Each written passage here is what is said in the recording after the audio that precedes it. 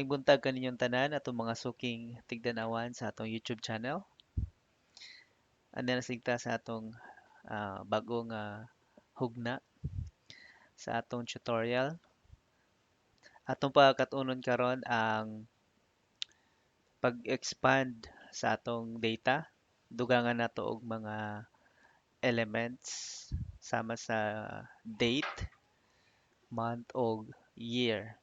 So before tayo padayon, katong mga bago pa lang sa atong channel, ayaw kalimot pag-like and subscribe og i-hit ang notification bell para makadawat mo og notification nga naa na po'y bago nga gi-upload. Okay? So, gagahapon atong gikaton ang pivot table pero murag naa pagyapoy kulang sa atong data, no? So atong i-open ang file nga atong gibuhat gahapon. Okay.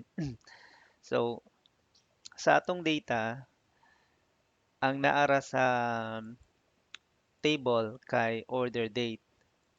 Pero kasagaran man gud ang atong mga reporting requirements kinahanglan gyud na siya og historical data. So dapat na ay month, na ay year, ug na ay date. Okay, so given nga na ay date dire, medyo okay na ta. Pero dili gyapon nato ma-satisfy ang requirement kay naa siya'y format. So ato na siyang i-format later. Okay? So paminamog maayo para inyong masabtan itong tutorial. Okay? So karita sa atong sales data guys. Og dinhi ta mo insert og tulo ka columns. Right click, insert, or ang atong best practice, tanaw na to kung unsa ang na-underline nga text. No, like for example, kining insert, so I. So akong pagabuhat, ang atong pagabuhaton guys, in right click, then type lang tag I. Insert. Para dili na kayo magliraw-liraw ang atong mata, pangitaon na to kung unsa tong angay na to nga i-click. Kay mo na cause nga maglabad ang atong ulo sa pagtan-aw sa atong data. Okay? So insert ta og date, month, ug year. Okay, ato rin i-align gamay. Okay. So sa date, okay, akong i-introduce sa inyo ha guys, kining formula sa pagkuha og date. So equals date, kana siya. Then tanaw ninyo guys, naka-highlight na gani na siya. Ang inyo nang buhaton is i-press ninyo ang tab. Dili ninyo kinahanglan i-type ang tibuok nga word. Dapat naka-highlight pod ang date. Otherwise, pwede nyo, kung dili na mao ang inyong ipangita, pwede nyo gamiton ang arrow key. Basta mo highlight siya, i-tab na lang ninyo diretso. Ayaw na ninyo i-type pa ang tibuok nga word. Okay. So, nakita ninyo, akong sublion ha, equals date, then tab. Tanawa. So, nisuwat na ang date. Kanya, inyo ibutang ang year. Okay. So, nag-type na kog YE, ni pop up na ang year. Tab na po ninyo. Then, kining serial number nga iyang giingon kung asa ninyo i-point ang inyong kuhaan og year. So, dihi harata, i-close na to na siya. Year, nya open ang close parenthesis. Nya itudlo ninyo kung asa lapit ang inyong kuhaan og date. Nya atong nang isara. Then nangayo na po siya og year separated by comma. Okay, so month type na po tag month. Oops. Okay. Na tab dayon. Tulo na po nato diri. I-close na to. Ngayon na po siya og day. So butang tag separator ang comma. Type na to ang day. Okay, magamit kog arrow key. Kay day man akong pangitaon.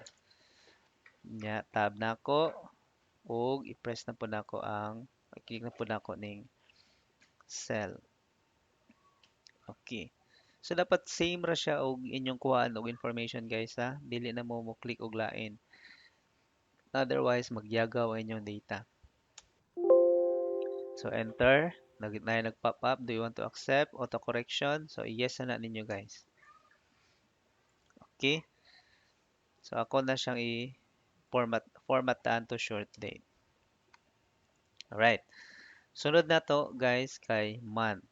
Okay. So ako introduce sa inyo ha unsaon pagkuha sa month nga dili mo appear ang date. Okay? So duha ka formula ang ako introduce sa inyo ha guys. Una, ang date value, sunod text. Okay? Combination din siya guys. Equals date value. Okay? Type na kong date. Arrow down ako gamit. Again, kung mo-highlight na gani na siya, tab na diretso. Okay?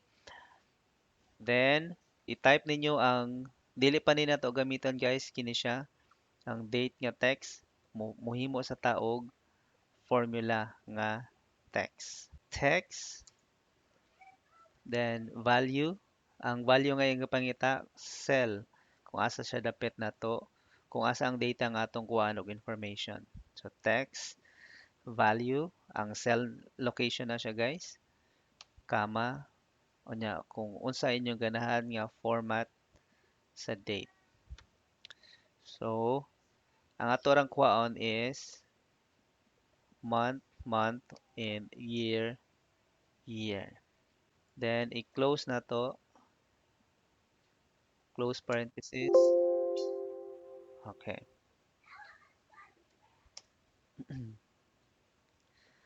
So, nanatay month column. Sige, later akong explain nga no. Sunod na itong kuhaon is ang year. So, year.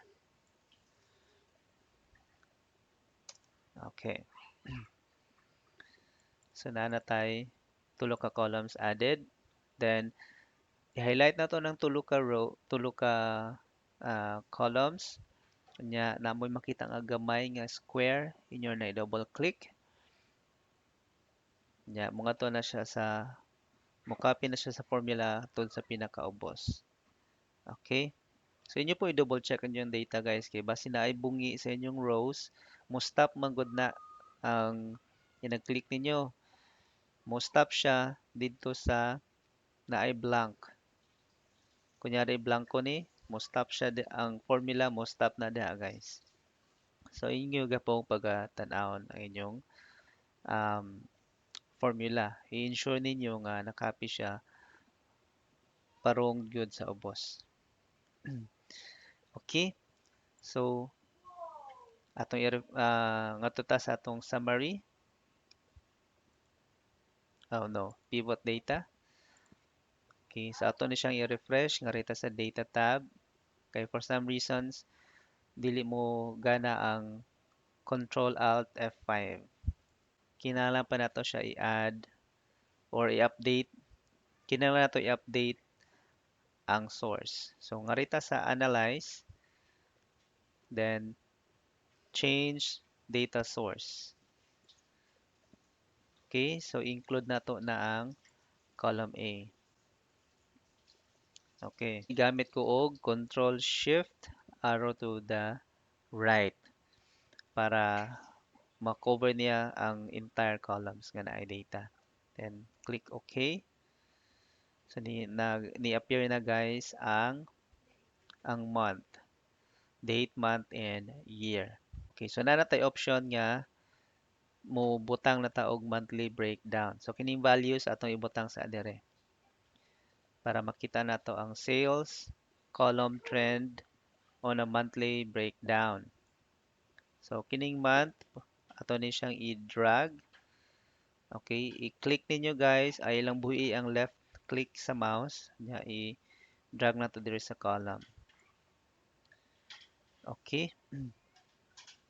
So automatic gi gihimuan ni Excel og hierarchy. Pero di naman to kinahanglan og years. Ito na siyang tangtangon. Unya quarters, di po na to kinahanglan. So monthly breakdown. So naa na tay monthly breakdown guys. January, February, March, until December. Kung inyong ma-notice guys, gi-summarize niya ang tulo ka tuig nga data. Kinamantay ato i-filter lang ha, Alt D F F.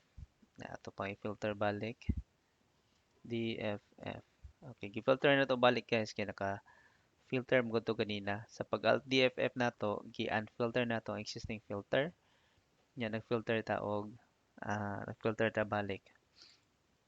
2014, 2016, 2015 to 2016. Okay. So, nga naman nga gi-summarize ni Excel ang pivot. Okay. So by default, since gitangtang na to ang year nga um, auto hierarchy, so mo na importante nga nung nagbutang ta og year, no? Para natay control sa pagbutang nato og elements sa atong pivot. Okay? So 2014 mo na atong breakdown. Okay? Naay grand total guys, pwede nato natangtangon later. 2015 iya nagikumpleto, 2016 iya pong gikumpleto. Okay? Alright. So kining subtotal diri pwede nato ni siya tangtangon. Unsaon man. So right click ra na nato guys. Right click and then subtotal year. So wala na siya subtotal. So, depende magod sa inyong reporting requirements. Tangtangon ba siya or dili. Okay? So sa kini nga atong tutorial karon ako lang sang gitangtang ang subtotal. So pwede po na to siya igninion guys sa pamaagi.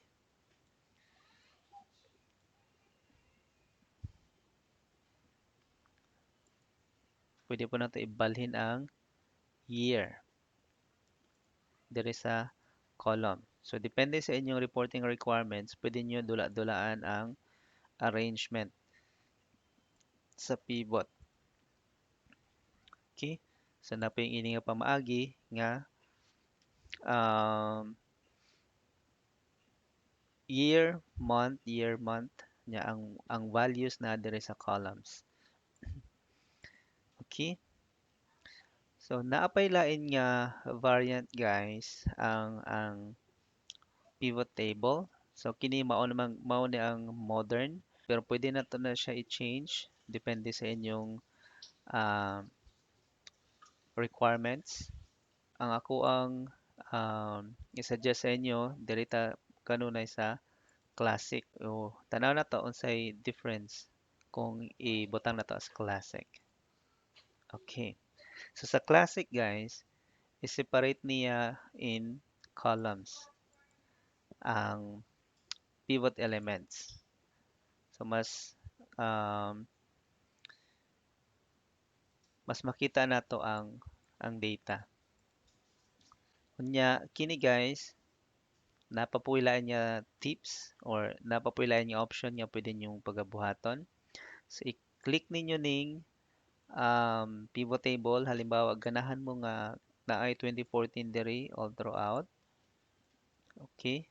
Or 2016 na diri ang year. So ano ang option guys? Madto mo sa design and then um madto mo sa report layout. Okay? So pag-abot ninyo sa report layout na mga options, inyo ning i-repeat all item labels. Okay? So naa na mo table nga kompleto ang data 2014, 2015 o 2016. Okay. So dapat tayo pwede i-test guys. Okay? Bali na to ang month dire. Wala year. Thousand na to ang year. Butang na to dire.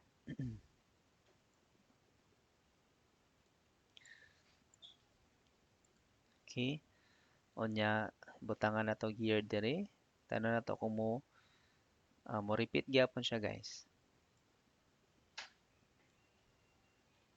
Ato lang ning is-center. Kana, para magtungod sila. Alright? So, ibalik na ko diri ang month o year guys sa rows. Ayan. Okay, so pwede po siya ingana guys.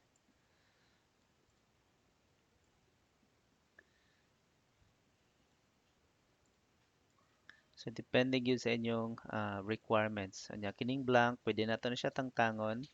Pwede ka mo ari sa month, click nimo ang month, click sa kadiri sa kini nga cell nga under sa month nya imong i-uncheck ang blank kana guys para dili siya mo appear.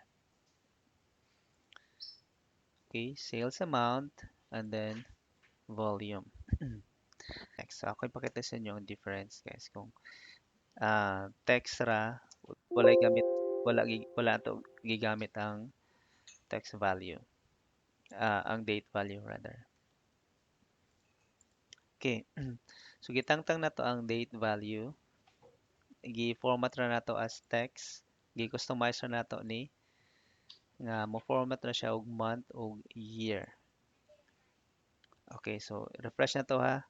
Tanaw ninyo kung unsay difference. Fresh. Okay. Tangtangon sa nato ang year para mas makita ninyo. Since text ang iyang gigamit or text ang iyang format, ang gibuhat ni Excel kay gisort niya by alphabet. So gikuha niya tanan guys ang um, 2014, 2015 og 2016. So lain natog balhin diri sa month nga column. So January, February, March, April, May, June. Okay. Pwede ra pa ninyo inanaon guys ang pamaagi no. Pwede Okay, so atong i-review balik ang atong sales data. Atong ibalik ang date value. Okay, date value. Ana. So depende sa inyong preference guys kung unsa inyong mas ganahan. Daghan tag introduce nga formula guys. So nag-introduce ta og date. So sa date format na ay year, month ug day. So itudlo lang gid ninyo kung asa siya dapit.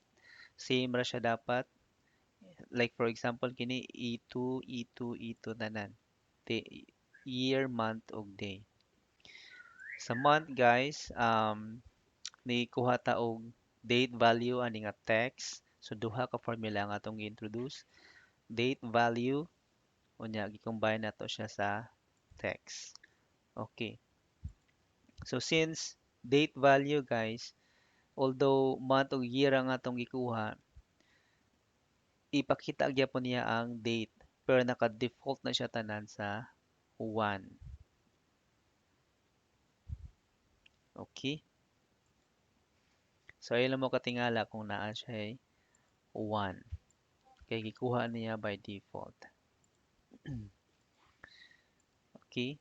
So sa kalahian, kung text ra, nga na ra, ang iyang itsura kay musunod siya sa kung unsa nga atong giset nga format. So sa atong case, month slash year nga atong format. So kung dili mo ganahan og slash, pwede po na nyo i-change to dash. Musunod na po na siya guys. Okay? So sa year, usara ka formula nga atong gigamit which is year. So kana ra siya. So atong i-save guys og ako po ni siyang i-upload para naamoy sundan. Okay? So ato na siyang i-rename to um, date parameters. Okay? So, I hope na may nakatunan sa atong video karon. Ayo kalimot sa katong mga bag-o pa nga ni watch sa atong channel, i-like, subscribe ug i-hit ang notification bell para makadawat mo og notification nga naa na po'y bag-o nga Excel tutorial nga na-upload. Okay? So, atangi ang sunod nato nga video. Okay?